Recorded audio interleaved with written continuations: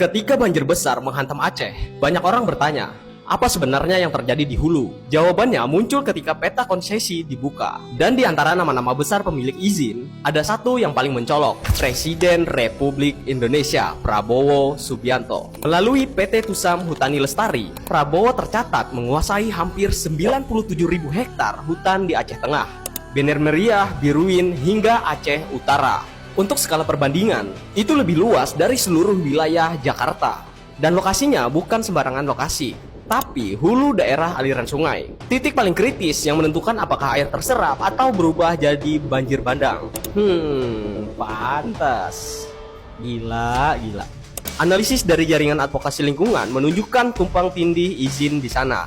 Tambang, HPH, HTI, sampai perkebunan sawit raksasa.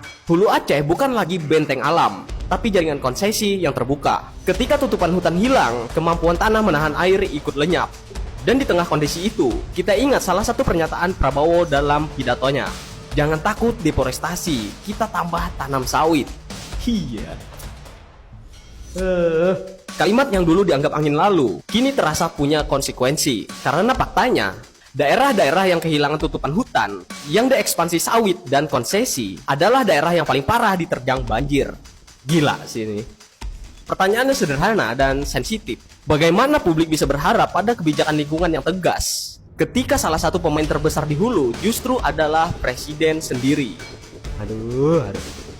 Bagaimana kita bicara pemulihan hutan jika deforestasi dianggap bukan ancaman, melainkan peluang untuk memperluas komoditas? Aduh. Gimana lagi ya? Banjir Aceh bukan sekedar bencana. Ini adalah peta kekuasaan yang tenggelam bersama dengan air bah.